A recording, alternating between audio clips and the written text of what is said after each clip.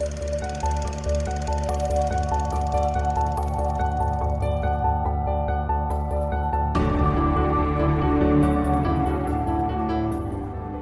I'm Sophie. Hi, I'm Paul. And we are SP Film Viewers.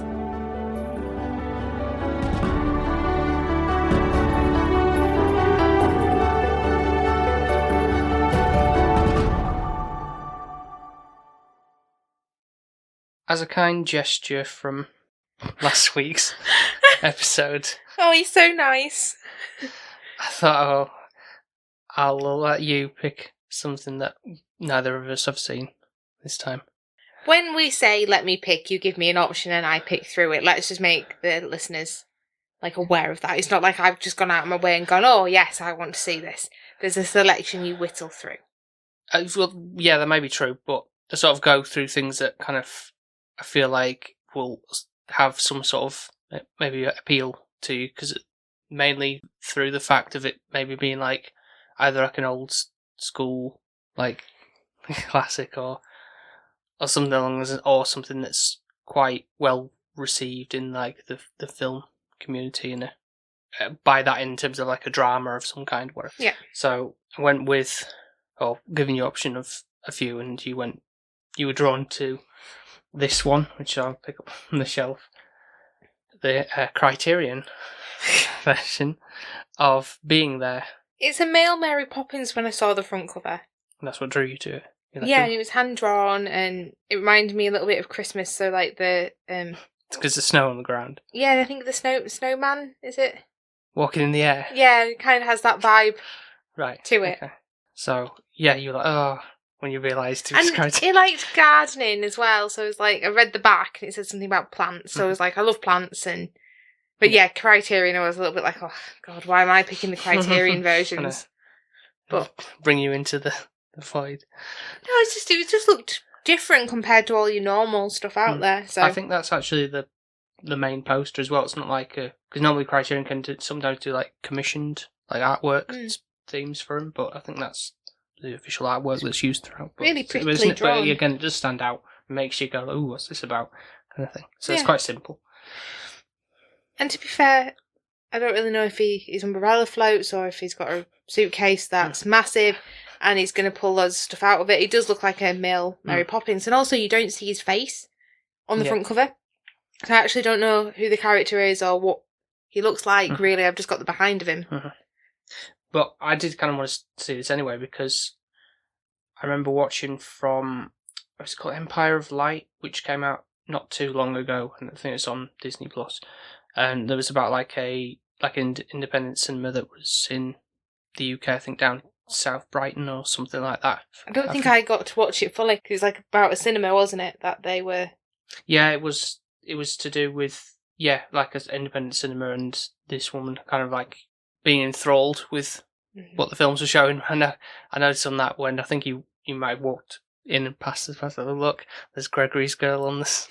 That was screening, and then this film was being screened as well, but there wasn't really much shown of it, and she was like whelming up, so I was thinking, oh, maybe it's whether it's just showing that it's like an impactful film, so I was kind of like wanting to see what this was all about, really. So it's being inspired by that film. to watch it, to finally watch it, yeah. So, you love a film about a film, don't you? Empire of Light was... that's what I mean. Yeah. So you kind of sort of read the back for the benefit of everybody else. I'll read the synopsis. A simple gardener named Chance has spent all his life in the house of an old man. When the man dies, Chance is put out on the street with no knowledge except what he has learned from television. So it's got something involving TV of some aspect. Yeah, I suppose. And he's a gardener, and I was intrigued by that. Because, I like gardening. I feel like we're going to have something in common. So, yeah, I'm looking forward to seeing it and seeing what it brings, and me too. If the magicalness of the character from the front cover comes out in the actual film. Yeah, very intrigued. So, we'll be back very shortly with our thoughts on Being There.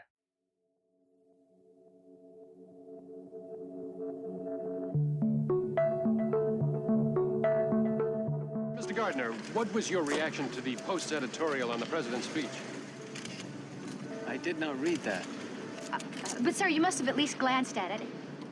I did not glance at it. Mr. Gardner, the New York Times spoke of your peculiar brand of optimism. What was your reaction to that?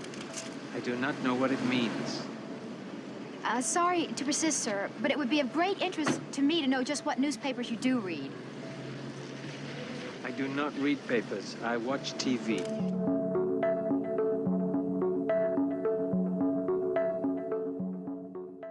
And we're back. Haven't seen being there. And was he the male equivalent of Mary Poppins? No, he wasn't. Is that a disappointment? Or do you get something else? He's quite charming, so he does have a charm to him, but he's not practical in every way, like Mary Poppins. If anything, he's quite the opposite. Yeah. So I think that was kind of, just from my interpretation of the front cover, bless him, you quite feel sorry for him, in a sense, because he's just very sheltered. Well, as we read in the synopsis, he's very much reliant on television to teach him things. So it's kind of, as you go through the film, you kind of see constantly he's so reliant on having a screen to watch, almost like a drug asphyxiation to get back. What do you mean? Always have to put a film on. You always have to have some form of screen in your face. Apart from this, where you don't have a screen because you have to talk to me for an hour. I feel like otherwise there will be some form of screen. I think that's everybody, though. You think that's more obviously because I think it's sort of ahead of its time in the sense of television's now it is bringing up children, isn't it? Let's be honest. True. Parents just shove it in. Oh, stupid kid here, just have that and shut up. Yeah. Basically, so I don't know. I kind of with this wanted a bit more of understanding of. Is it Chansey? Chance. I always want to say Chansey. That comes in later, but it's not that. Why he was at the old man's house and where did he come from? It feels like this little bit of an anomaly, like Mary Poppins. But that's also part of the story as well, because as it progresses, no one has any information on this guy to find out. But then that is like a Mary Poppins character. She just poofs into thin air and arrives and helps everybody who needs to be helped and supported. But at the same time, you feel sorry for him because it's he's very alone. Apparently he's been grown up in this house for this old man and done the gardening, but never shown really any emotion. He's quite a bit like a Sheldon character. He just seems quite intellectual somewhat, but at the same time doesn't have any social kind of common sense skills. Yeah, all he's got to rely on is the screen for his knowledge of the cues. garden. Yeah. Which helps him get by a lot in this film to kind of level up. I thought it could go two ways, to be fair. And the way it went, I was quite surprised. I thought he'd be out of his luck, and with the fact that you said previously you'd watched it in a film of somebody watching this film, that he would be, I don't know, society would have really given him a hard card. Yeah.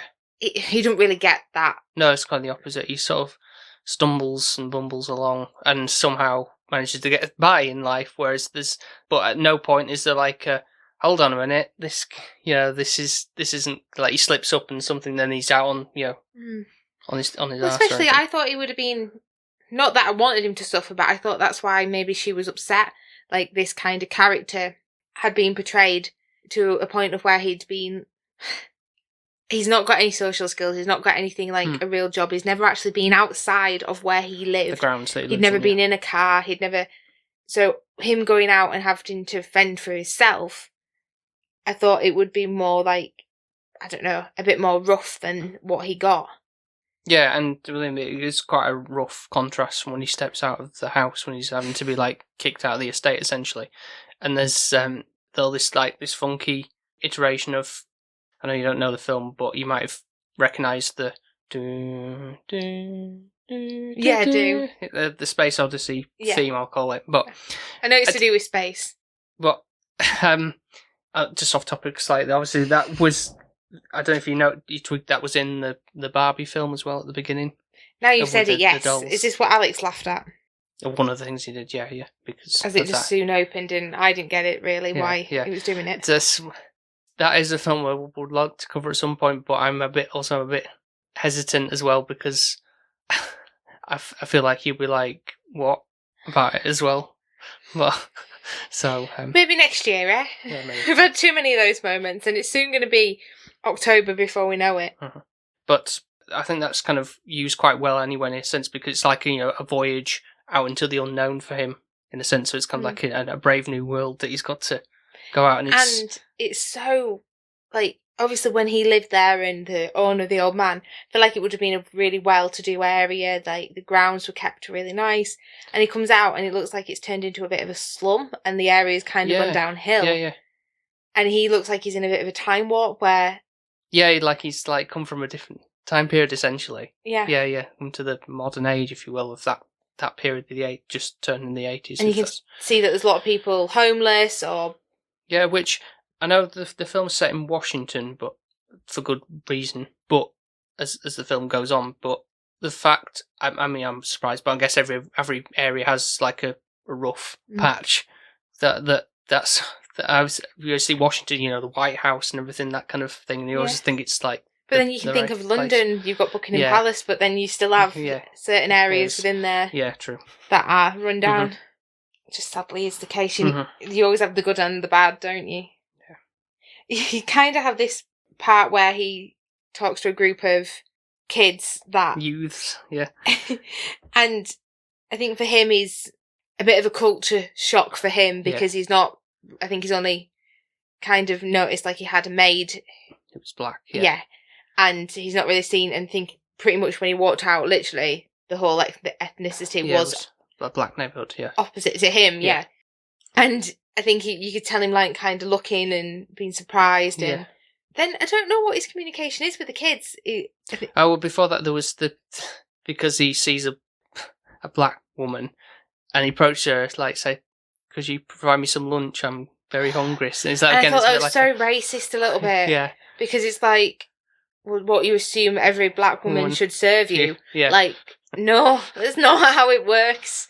And she's not a maid. Yeah, but obviously he doesn't know. But in his head, he's very childlike, and sees like confines in her as a comforting sense. But it could be taken as offensive. Oh, definitely, yeah.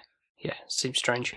I can't remember exactly what the interaction was with the gang, but obviously he when things get a bit more threatening, he's like, "Oh, change the channel," because he's like, "I don't like what this is showing," but he can't. It's like, oh, bless him. It's like, And but thankfully, it doesn't escalate any more than that. It's not like he gets beaten up or anything. No, because I did think it could go down that path. Yeah. And somewhat I'm grateful that it didn't, but at the same time, I think I'd feel more for the character if it did. Yeah. And I think I don't really get to a point of where I get very tear-jerky. I did. I did find that, actually. I think I thought I was going to be like, oh, by the end of it, crying. But it's very amusing throughout the story how it all progresses, don't get me wrong, but there's nothing that's going like, oh my god, can't believe, like... It takes a weird turn for me when he meets up with the rich lady. Oh, yes, Shirley MacLaine, recognised from the apartment. Yeah. It didn't look like she's aged that much. It still looks pretty good for... Yeah, but it still looks different at the same time. I think it's just a character she's playing is a very wealthy woman in this. Yeah. The character of Eve, that is. Yeah. She gets... Her driver seems to run him over because he's messing around with the TV. Yeah, he steps back and gets his leg... And he seems to carry this remote control around with him wherever he goes. And he seems to be able to change some channels in this TV shop. Yeah, and sees himself in the reflection, so this is weird, yeah. Yeah. Am I in, TV world? Am I in reality? Yeah. He's been on TV. Yeah. Later on, he says, "Oh yes, I've been on TV," and it's probably because he can see his reflection in the telly. Yeah. And that naivety is there, which is quite endearing. But it's like that double meaning throughout as it goes on. You see that more and more. So because of these little interactions he's had, and then he's applied that for somebody else means something else. So like how when. I know we're flitting back and forth, but when they said you need to get out of the house of the old man's, and the solicitors were like, you need to be off on your bike. And the way that he greeted him initially was like he'd watched something on telly, seeing how somebody actually shook hands with somebody. Yeah, and he was acting it out. And I think that's just like mind-boggling because it's something you grow up with, you get taught by your parents, and you kind of adapt and grow as a child. And I think he's just been very, very sheltered in that sense of where he hasn't been interacted with a lot of humans and people, and all he's had to do is focus on the garden. So he gets run over by Eve's driver somewhat. It's hardly anything, is it? His leg's trapped, but yeah. Yeah, but it's like, minor. Kind of linking back to the super bad thing, and like, oh, my leg. Kind of. It wasn't that dramatic, but at the same time, it was a little bit like, really, you don't need to be taken to hospital for it. So she's like, oh, well, I'll do anything, to make her name not look bad and kind of keep up her reputation. So she was going to take him to the hospital. And initially, I think she feels sorry for him, or she can see that naivety in him. And she's like, oh, actually, we could take you back to ours. Fix you up, yeah. And fix you up, because her husband, which seems to be one of those things where she's definitely dating for money, I'd say, or marrying for money. Yeah. He's a very old man who's got, is it cancer? He has leukemia, has transfusions and steroid therapy to keep him going, basically. Apparently, it's a young man's disease, he said. Yeah. Even though he's an old man. He's called Ben, and he's a really nice character, really, actually. I've only seen the actor in a few things, but the one of note I remember rewatching and stuff is it's like a horror film, but he plays a bit of he's sort of the same character, but in a more nastier way. Kind of thing. But yeah, just thought I'd bring that. So quite a contrast, but seems genuine enough in this, and seems to have like takes a shine to Chance or Chauncey Gardner, because I think it's when he's sipping the whiskey and he's like, bleh, and he, like it kind of, that's how it gets interpreted when she's asking him that question. I think it's like, I don't know, it's like some blurs his words. And also Gardner isn't his last name. I think it just means he is a gardener. Yeah, but it could well be, couldn't it? Yeah, there is people called Gardner as the last name, so it is a thing. So he's trying to turn the TV over, and all he's doing while he's listening to is like fixated on the television in a car, which at that stage I was quite impressed by. I was like, oh, well, obviously the very rich could afford. How the rich live. Yeah.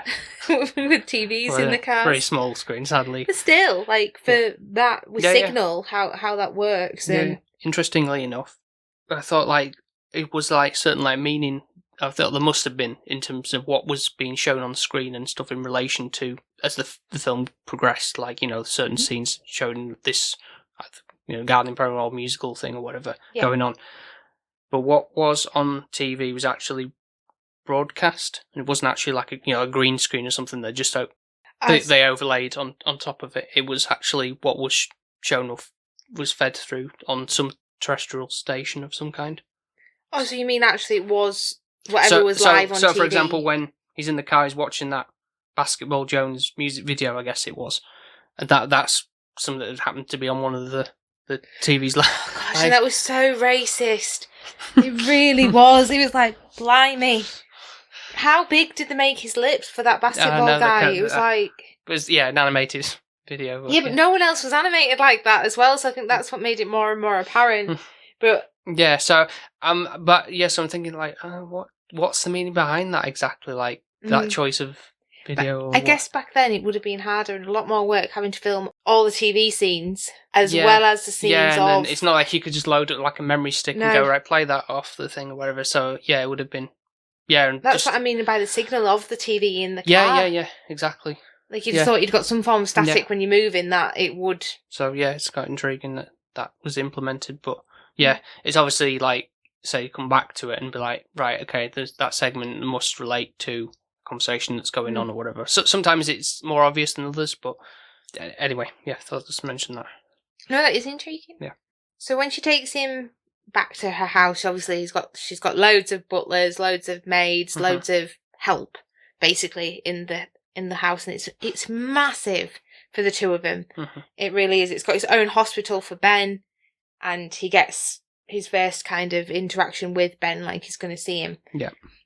It's quite sweet because, bless him, he doesn't know when 10 o'clock the time is, or he's never been in an elevator, and is like, oh, this is a small room. When's this going to end? And the guy doesn't really realise he's not been in a lift before. Yeah.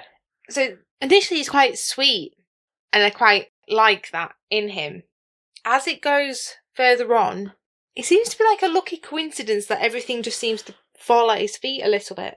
Yeah, obviously I think the film was written in that way to sort of like, I feel like as the film goes on, it's obviously having a political dig at the America as such, because obviously there's the presidents involved, and there's things like, when he meets the president in the room with Ben, and he's like, he uses an allegory of gardening to provide an answer to the president's dilemma, and it's like it just shows any president will make it fit. So they take it as you will, so it's like the blind leading the blind, or like there's both as ignorant as each other. Yeah, basically on saying you'll have winters, and then spring will come and it will be better. Yeah, so basically it's like, saying, oh yeah, I see, yeah, I get you've got to ride the storm. I know exactly what you mean, kind of thing. It's like, no, you don't. You just making it work into making it fit for you, and making your campaign and everything seem suitable. Yeah. But I know what you mean, obviously, is like, say, when he goes on the TV, on the like talk show, and it's like, you're just very much like, yes, no answers, and it's like, how is he getting by with all these just one word answers? How is everyone thinking he's so and it's like, amazing? Yeah.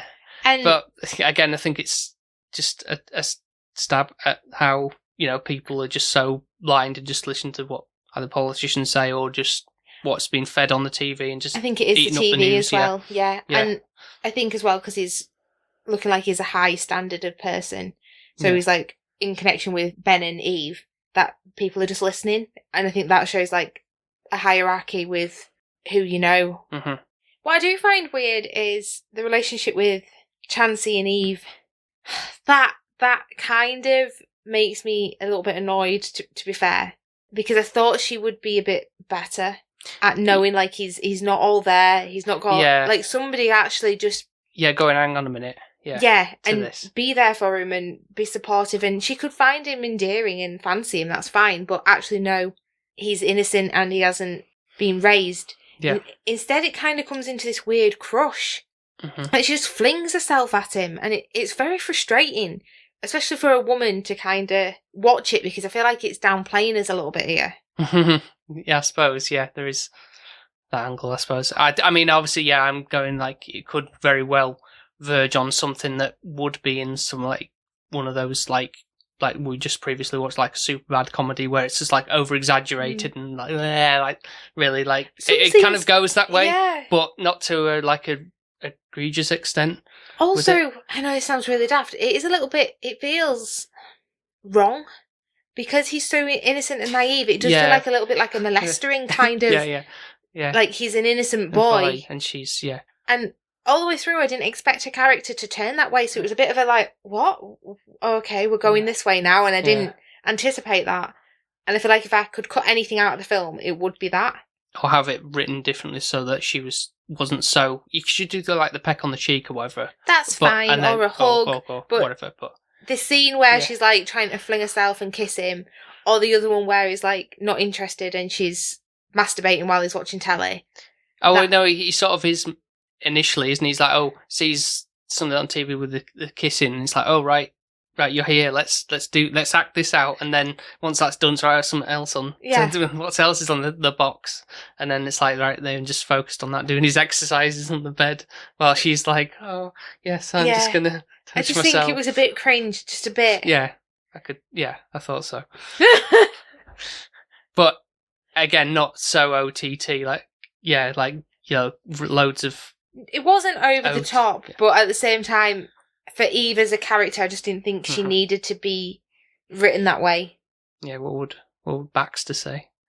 If she knew exactly, she was acting this way. She wouldn't, would she? She moved on, obviously, because this was filmed later on.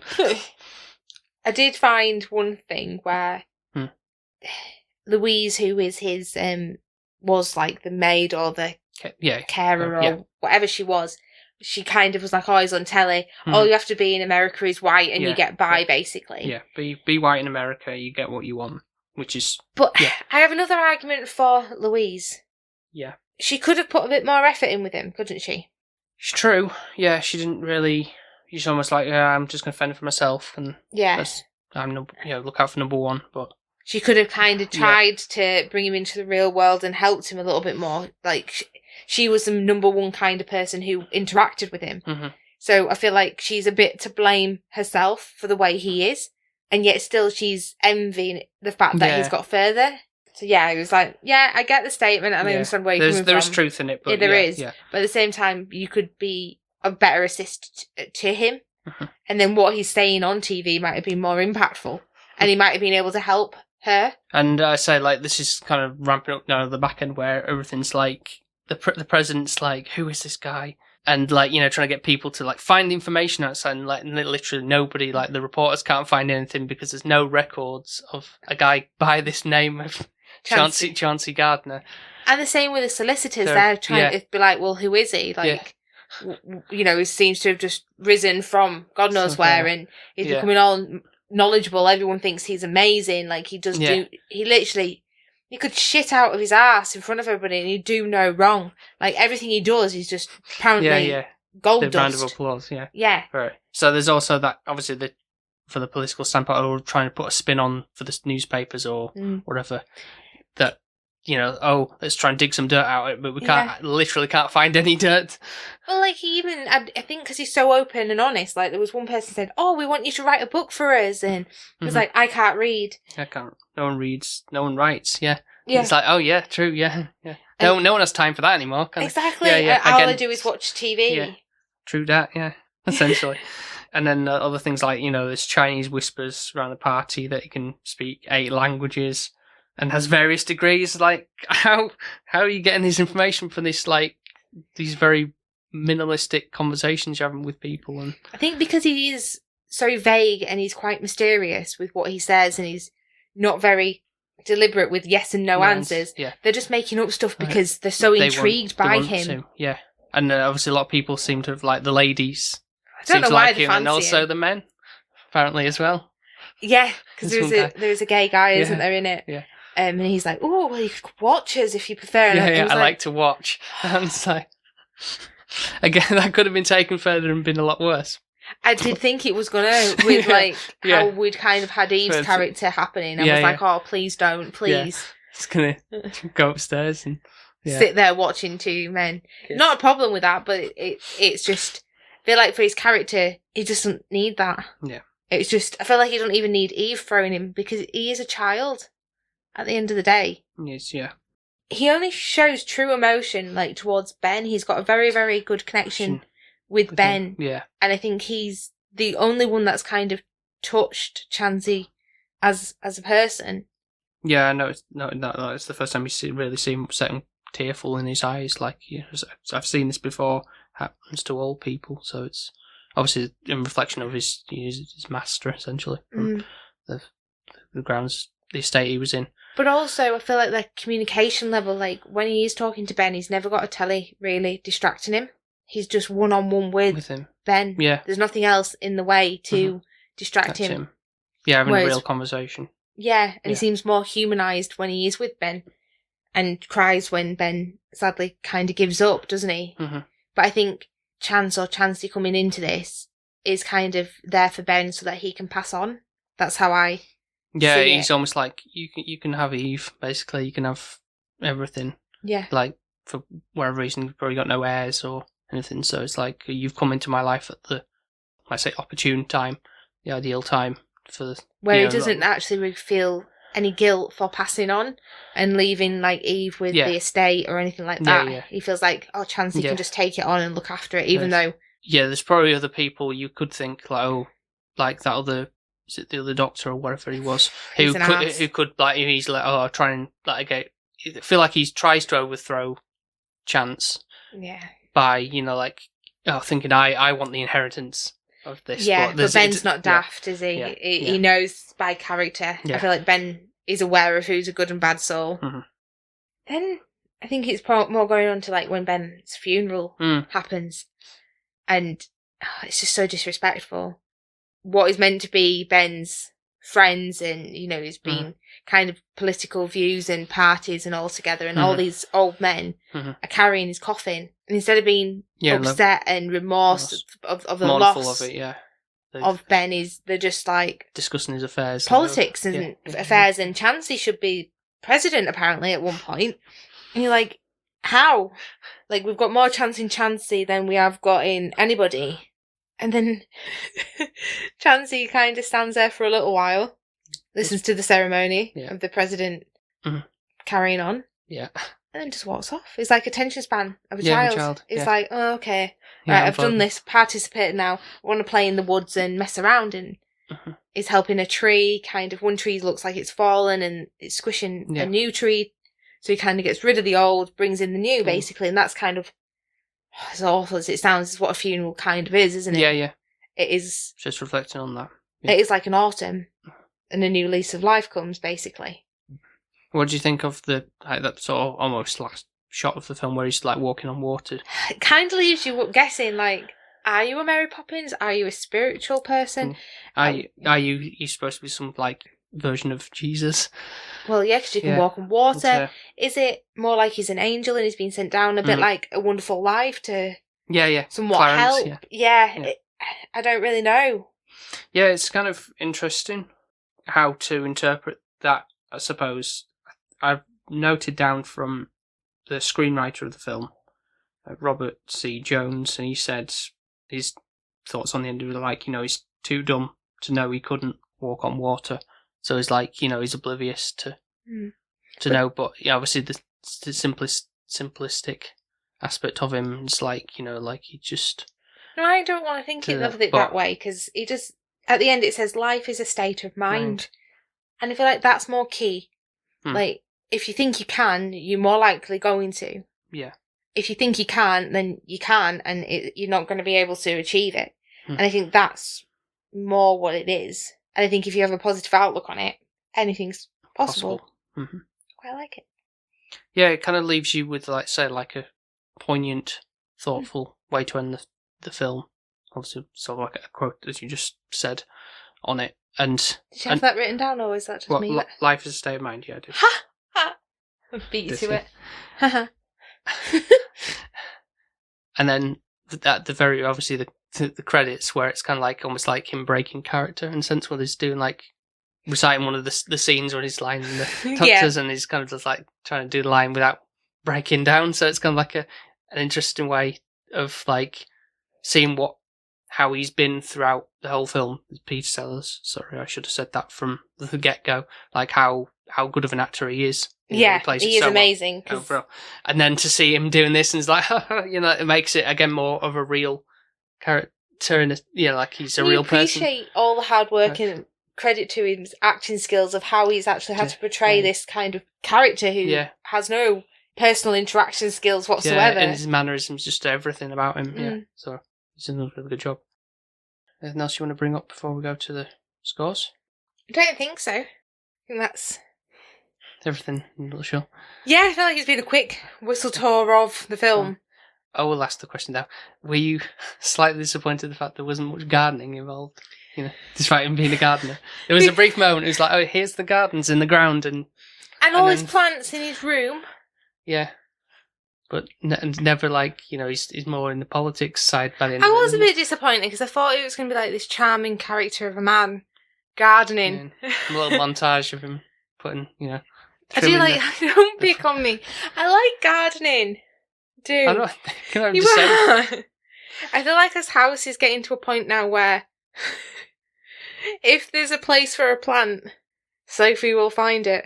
That's true enough. He's got the bathroom. Living room, starting in the kitchen. Soon be in the bedroom. Yeah. Was a shame, but it wasn't exactly what I anticipated. Throughout? Yeah. Good or bad? It kept me on my toes. Yeah. It did. I couldn't predict it. I couldn't predict that this was the way it was going to be. I was going into it sort of semi-blind, other than the fact that he knew nothing about the world. But what I'd interpreted in my head was a lot different to what actually I'd read on the back, on what I'd tried to get from the front was not really what I actually watched. Right. Which made me a little bit disappointed. Okay. But still quite a nice positive twist to the ending.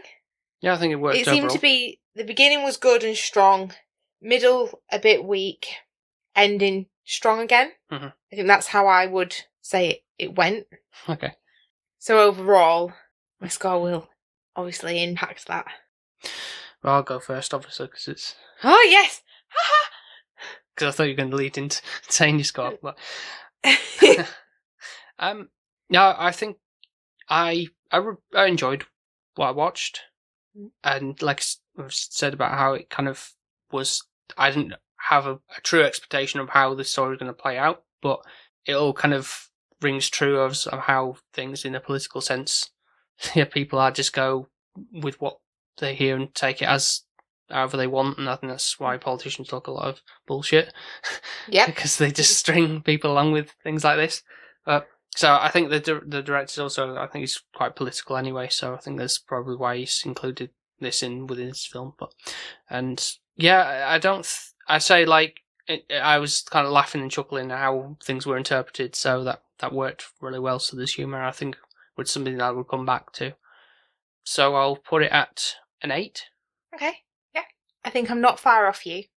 I'm going to say like a 7.5. I think the only reason why I've marked it down a little bit, and I think it could be such a charming, wonderful film, is just scenes with Eve in where she's throwing herself at him. I just think it's... No, it just feels like it sits a bit wrong.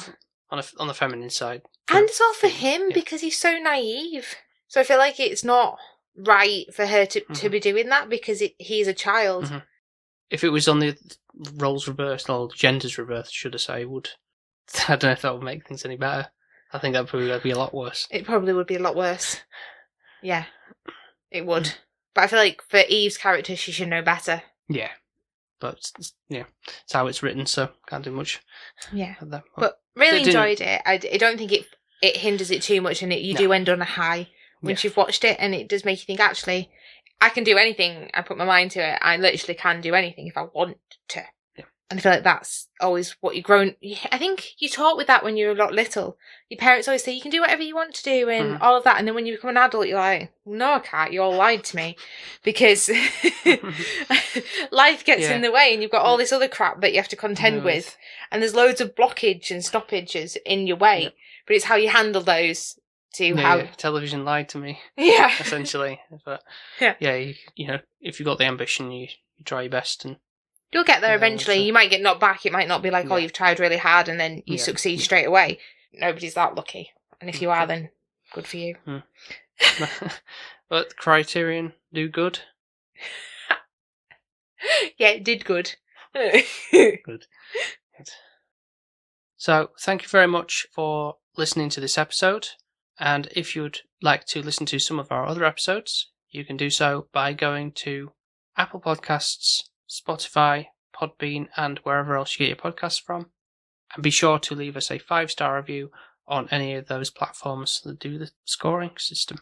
We are also on social media. If you aren't following us already, then you can find us on TikTok, Instagram, Twitter, Threads, under the handle SP_filmviewers. So hit that like and follow button.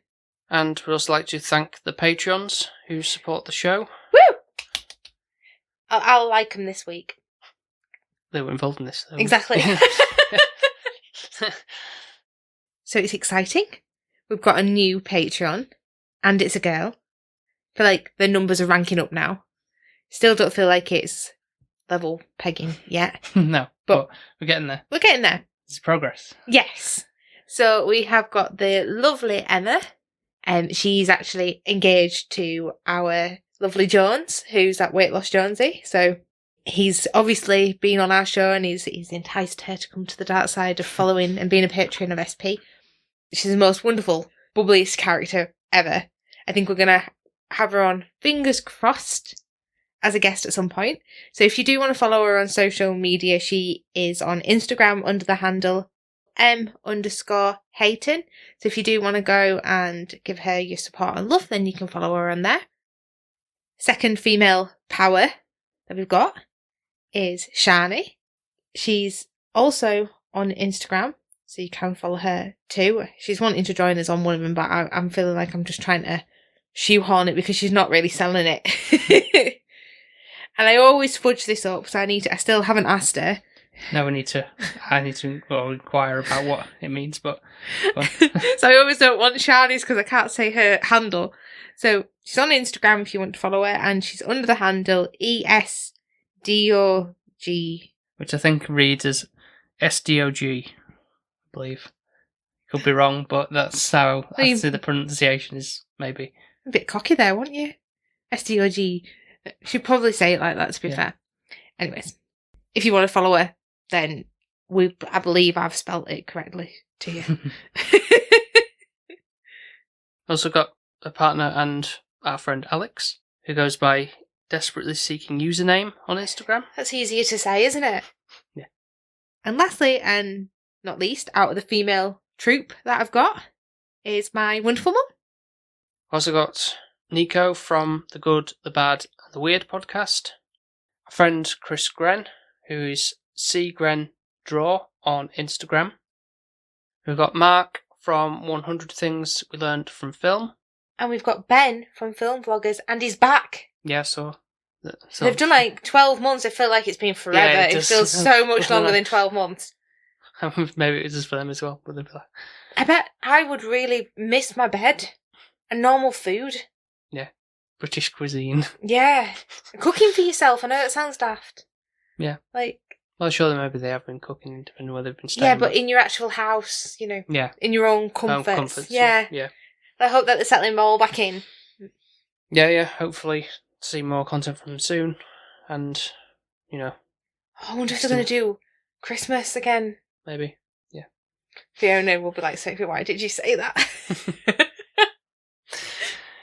So, if you want your name shouted out as well, and get a chance to vote for a film of our choice once a month, then all you need to do is go to patreon.com/SP Filmviewers and donate as little as £1 or $1.50 a month, and that gets you those perks and all those niceties. Yeah, and obviously you just want to hear us shout your name out at the end of the podcast. Because just, everyone waits until we know what we're going to say about them. Yeah, I guess. Yeah. But it obviously really supports the show. It does. Yeah. And it's building a little family community, which is lovely. Yeah. We're really lucky to have a lovely bunch of people. Yeah. And friends that actually listen to us. And put up with our nonsense. So thank you very much once again for listening. And we will speak to you next time. Speak to you next time. Bye. Bye. Bye. Bye. Bye. Bye.